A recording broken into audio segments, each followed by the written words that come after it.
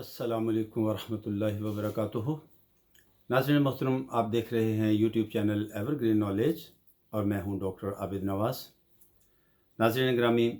उम्मीद है कि आप हमारे इस यूट्यूब चैनल को सब्सक्राइब कर चुके होंगे, और अगर अभी तक आपने सब्सक्राइब नहीं किया तो अब कर लीजिए, ताकि हमारी आइंदा आने वाली वीडियोस आपको बर वक्त मिलती रहें। नाज़रीन मोहतरम, सन 1443 हिजरी का माह रमज़ानुल मुबारक जारी है, और माह रमज़ानुल मुबारक की निस्बत से आज हम दुनिया इस्लाम की एक अज़ीम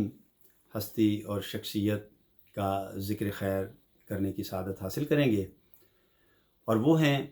इस्लाम के खलीफा चहारुम हज़रत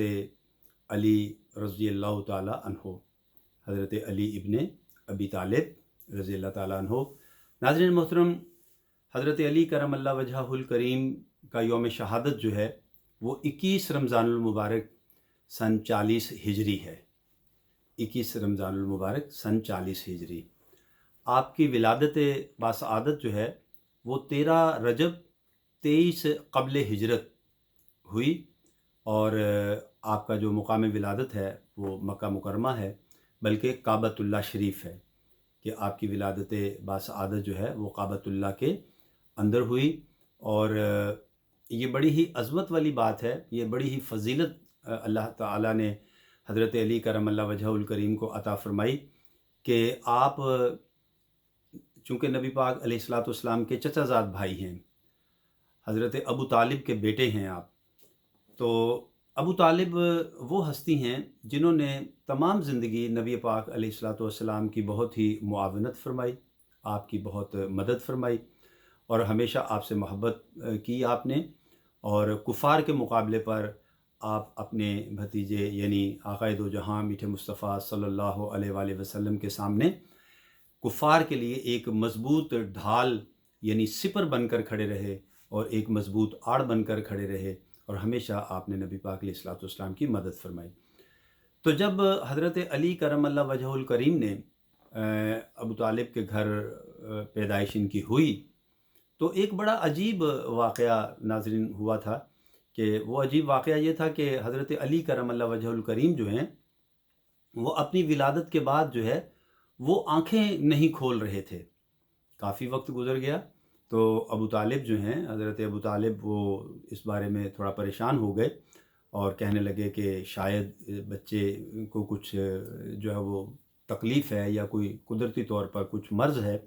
कि ये बच्चा आँखें नहीं खोल रहा। बहरहाल नाज़रीन मोहतरम, जब आक़ाए दो जहां मीठे मुस्तफ़ा सल्लल्लाहु ताला अलैहि वसल्लम को इत्तला दी गई कि अल्लाह ताला ने उन्हें एक भाई से नवाजा है, यानी उनके चचा के घर अल्लाह ने बेटा दिया है, तो नबी पाक अलैहिस्सलातु वस्सलाम बनफ़्स नफ़ीस तशरीफ़ ले गए। और जब हज़रत अबू तालिब ने हज़रत अली करमल्लाहु वजहुल करीम को नबी पाक अलैहिस्सलातु वस्सलाम की मुबारक गोद में दिया,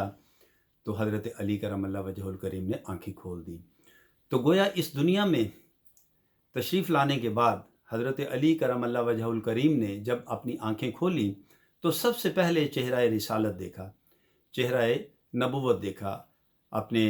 तायाज़ाद भाई और अल्लाह के पैगम्बर नबी आखिरुज़्ज़मां ख़ातमुन नबिय्यीन सल्लल्लाहु ताला अलैहि वसल्लम का चेहरा अनवर आपने सबसे पहले इस दुनिया में देखा। तो ये बहुत बड़ी फ़जीलत है, ये बहुत बड़ी अज़मत है जो अल्लाह ताला ने आपको अता फ़रमाई। और नाज़रीन मोहतरम, बिल्कुल यही फ़जीलत और अज़मत जो है अल्लाह ताला ने बाद में हज़रत अब्बास अलमबरदार रज़ियल्लाहु ताला अन्हु को अता फ़रमाई, कि जब वो पैदा हुए तो वो उनका भी यही माजरा था कि वो आँखें नहीं खोल रहे थे, तो उन्होंने उस वक्त आँखें खोली जब हज़रत इमाम हुसैन आली मुकाम रज़ियल्लाहु ताला अन्हु उनके पास तशरीफ़ लाए। अगरचे वो छोटे थे, लेकिन उन्होंने जब हज़रत अब्बास अलमबरदार को अपनी गोद में लिया, तो हज़रत अब्बास अलमबरदार रज़ियल्लाहु ताला अन्हु ने अपनी आँखें खोल दी, और इस दुनिया में यानी आने के बाद सबसे पहले उन्होंने हज़रत इमाम हुसैन अलैहिस्सलातु वस्सलाम का चेहरा अनवर देखा, और ना सिर्फ उनका चेहरा अनवर देखा बल्कि उनकी उंगली को भी थाम लिया अपने हाथ से। तो हज़रत अली करमल्लाहु वजहुल करीम ने इरशाद फरमाया कि ए मेरे बेटे, ए हुसैन, तुम्हारा ये भाई ज़िंदगी भर तुम्हारा साथ नहीं छोड़ेगा, इंशाअल्लाह ये तुम्हारा साथ देगा। اور ناظرین محترم پھر دنیا عالم نے دیکھا کہ کس طرح حضرت غازی عباس علمبردار رضی اللہ تعالیٰ عنہ نے کیسے مردانہ وار اور میدان کربلا میں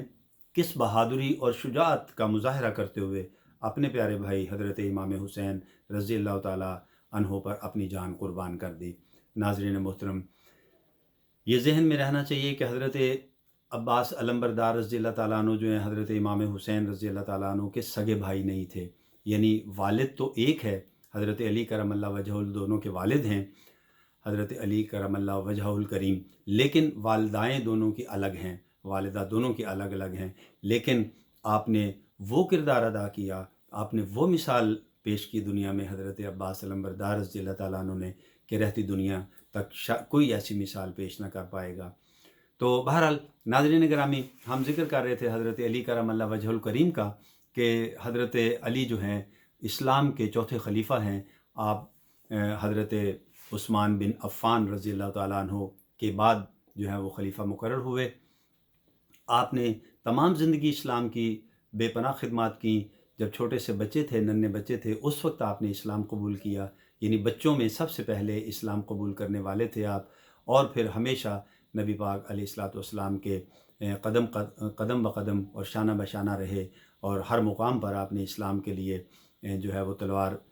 بلند کی۔ آپ بڑے ہی بہادر شجاع تھے۔ آپ کا نام، آپ کا جو ہے وہ لقب حیدر کرار تھا، اسد اللہ تھا، یعنی اللہ کا شیر، اور آپ نے بڑے بڑے مار کے سر کیے، جن میں غزوہ خیبر ہے کہ جس میں نبی پاک علیہ الصلوۃ والسلام نے حضرت علی کرم اللہ وجہ الکریم سے ارشاد فرمایا، بلکہ سب صحابہ کرام سے ارشاد فرمایا تھا کہ جو صبح مسجد میں سب سے پہلے آئے گا وہی فاتح خیبر ہوگا، کیونکہ خیبر کے قلعے کو محاصرہ کیے ہوئے بہت دن گزر گئے تھے، لیکن چونکہ وہ بہت مضبوط قلعہ تھا، فتح ہونے میں نہیں آ رہا تھا، تو پھر اگلے روز مسجد میں سب سے پہلے حضرت علی کرم اللہ وجہ الکریم داخل ہوئے۔ لیکن اس وقت آپ آشوب چشم میں مبتلا تھے، یعنی آپ کی آنکھوں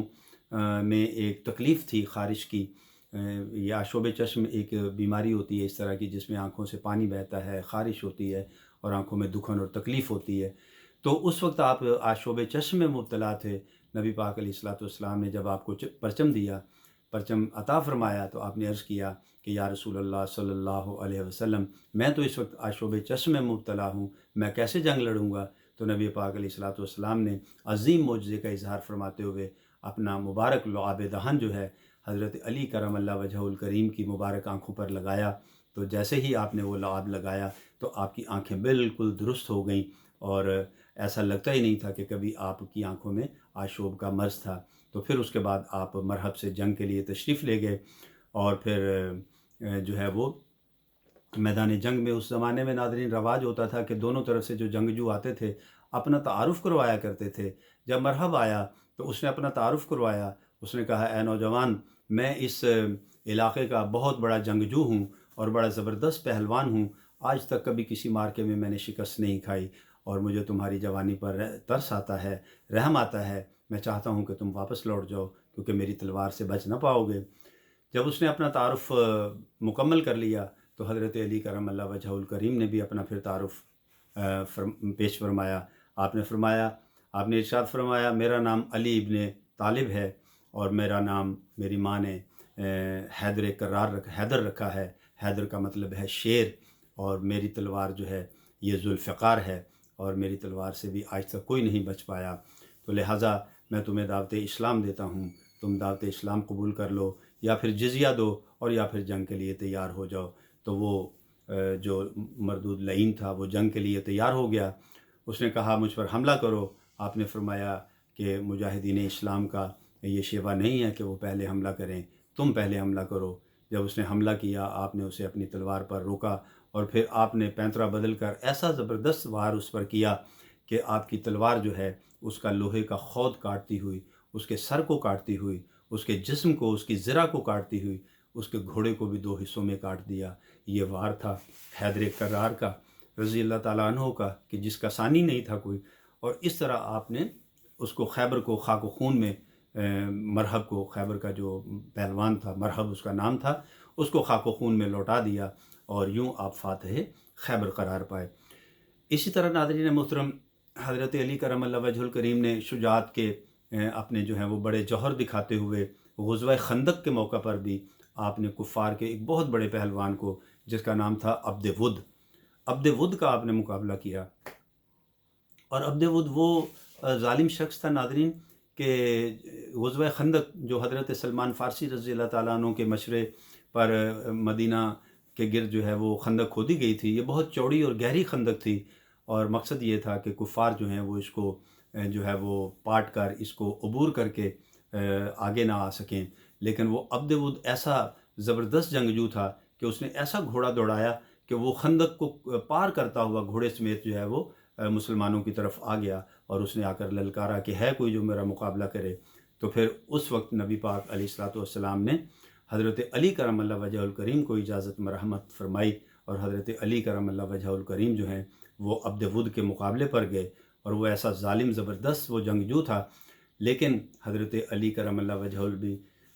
جو ہیں وہ اسد اللہ تھے، اللہ کا شیر آپ کا لقب تھا، اور پھر اللہ کے شیر سے کون بچ سکتا ہے۔ آپ نے اس کو بھی خاک و خون میں لوٹایا، اور اپنا مبارک سینہ پھولاتے ہوئے آپ جو ہیں وہ واپس تشریف لائے۔ تو اس وقت جو ہے وہ آپ نے یہ ارشاد فرمایا کہ آج اسلام نے کفر کو خاک میں ملا دیا ہے، اسلام نے کفر کو خاک میں ملا دیا ہے۔ اور ناظرین یہ عبد ود وہ تھا کہ جس کی لاش کو لینے کے لیے کفار نے اس وقت بہت بھاری رقم جو ہے وہ مسلمانوں کو پیش کی، اگرچہ اس وقت مسلمان ایسی جو ہے وہ تنگ دستی کے عالم میں تھے کہ نہ کھانے کو خوراک تھی، نہ پہننے کو مناسب لباس تھا، لیکن اس کے باوجود مسلمانوں نے کفار کی وہ رقم لینے سے جو وہ انکار کر دیا۔ مگر افسوس کہ آج کا مسلمان جو ہے، جس کے پاس سارے وسائل ہیں، سارا کچھ ہے، لیکن وہ کفار کی مدد لینے کے لیے اپنا سب کچھ جو ہے وہ حتیٰ کہ ایمان تک جو ہے وہ اسے داؤ پر لگانے کے لیے تیار ہے۔ افسوس کہ مسلمان جو ہے وہ اپنے صحابہ کرام کے اسوہ کامل کو بھول گئے، ان کی سیرت کو بھول گئے کہ انہوں نے کیسے کیسے مشکل ترین حالات میں کفار کا مقابلہ کیا، اور کبھی دنیاوی دولت پر جو ہے وہ مصالحت نہ کی، اور نہ دنیاوی دولت جو ہے وہ دین کے مقابلے میں قبول کی۔ کاش کہ آج کا مسلمان اس بات کو سمجھ پائے۔